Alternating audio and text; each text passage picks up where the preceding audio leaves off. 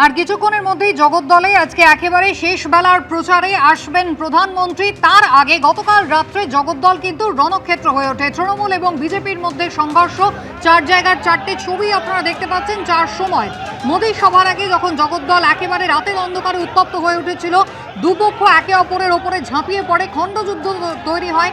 অন্যদিকে থানার কাছেই তৃণমূল এবং বিজেপি এই অশান্তিতে একে অপরের সঙ্গে জড়িয়ে পড়ে।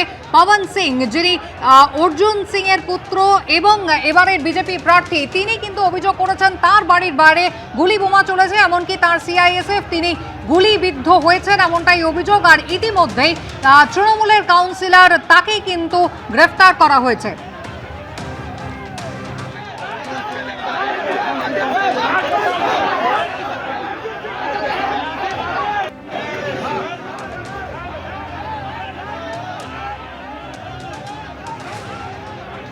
তৃণমূলের কাউন্সিলর গোপাল রাউত, তাকে গ্রেফতার করা হয়েছে। আর তারই প্রতিবাদে ভাটপাড়া, যিনি তৃণমূল কংগ্রেসের এবারের প্রার্থী অমিত গুপ্ত, তার নেতৃত্বে তৃণমূল কংগ্রেসের কর্মী সমর্থকরা তারা বিক্ষোভ দেখাচ্ছেন থানার বাইরে। সরাসরি আমাদের প্রতিনিধি আমাদের সঙ্গে রয়েছেন এই মুহূর্তে সমীরণ। ছবিটা একবার আমাদের দেখাও। কেন্দ্রীয় বাহিনীও তো মজুত রয়েছে, তার সামনেই তৃণমূল কংগ্রেস কর্মী সমর্থকরা বিক্ষোভ দেখাচ্ছেন। একেবারে কুসুমিতার কিছুক্ষণ বাদে নির্বাচনী প্রচারে জগদ্দলের জিলিপি ময়দানে আসছেন প্রধানমন্ত্রী নরেন্দ্র মোদী।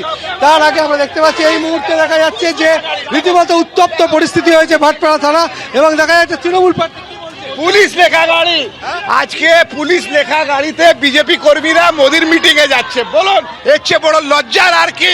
কিভাবে ইলেকশন কমিশন পুলিশের পুরো আপনারা কি জন্য থানায় বিক্ষোভ করছেন? আমাদের নেতাদেরকে অ্যারেস্ট করেছে, আমাদের নেতাদের বাড়িতে অবজারভারকে নিয়ে রেড করা হয়েছে।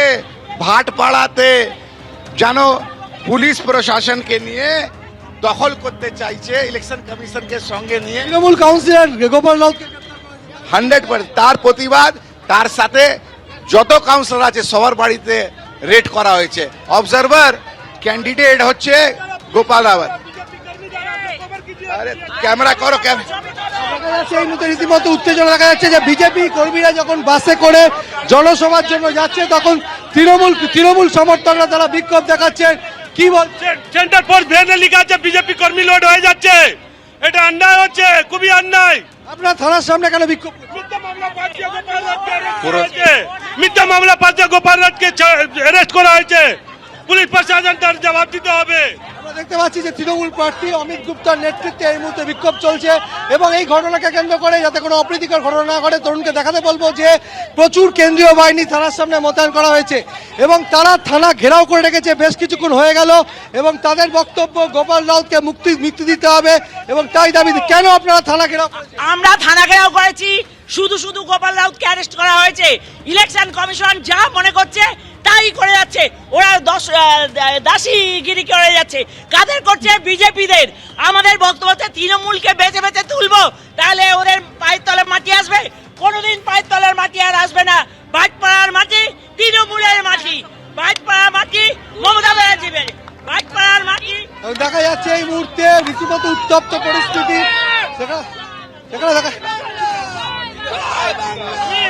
জিন্দাবাদ, জয় বাংলা।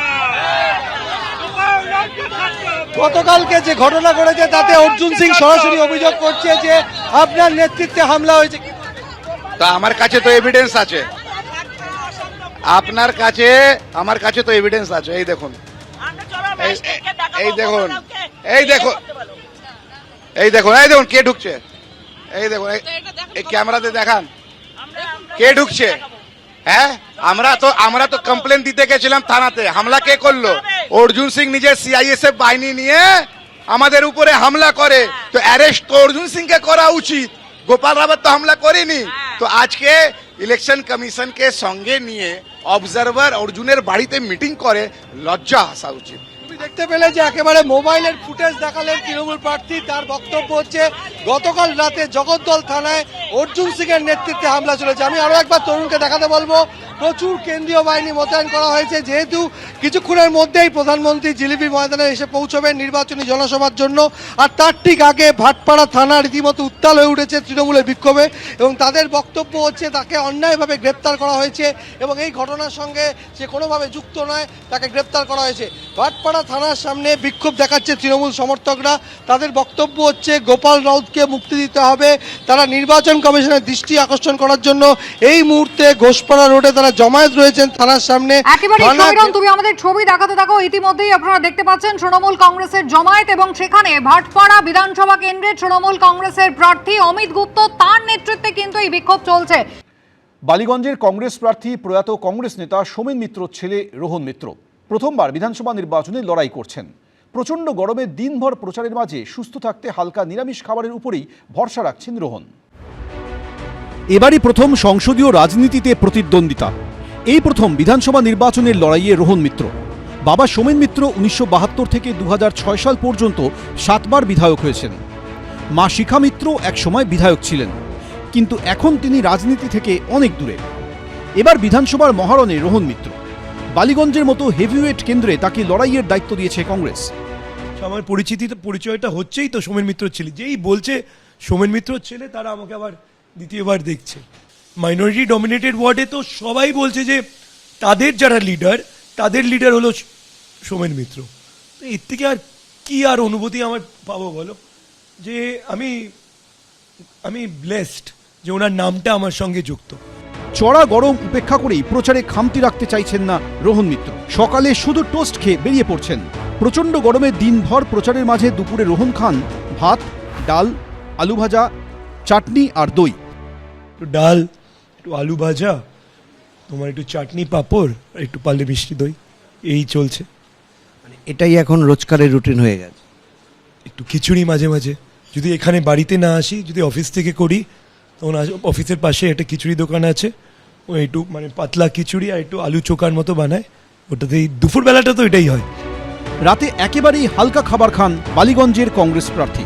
রুটি সবজি দিয়েই রাতের খাওয়া সারেন তিনি। পুষ্টিবিদরা বলছেন কার্বোহাইড্রেট সমৃদ্ধ ভাত সহজে হজম হয়, শরীরে দ্রুত শক্তি যোগায়। সবজির তরকারি ভিটামিন ও খনিজ সমৃদ্ধ, যা রোগ প্রতিরোধ ক্ষমতা বাড়ায়। ডালে থাকা উদ্ভিজ্জ প্রোটিন শরীরের শক্তি বৃদ্ধি করে। দইয়ে থাকা ল্যাকটিক অ্যাসিড হজম শক্তি উন্নত করে। এবার বালিগঞ্জে কংগ্রেস প্রার্থী রোহন মিত্রর লড়াই তৃণমূলের শোভনদীপ চট্টোপাধ্যায়, বিজেপির শতরূপা এবং সিপিএমের আফরিন বেগমের সঙ্গে। 29 এপ্রিল দ্বিতীয় দফায় ভোট রয়েছে বালিগঞ্জে। উজ্জ্বল মুখোপাধ্যায়, এবিপি আনন্দ, কলকাতা। এবিপি আনন্দ, এগিয়ে থাকে, এগিয়ে রাখে।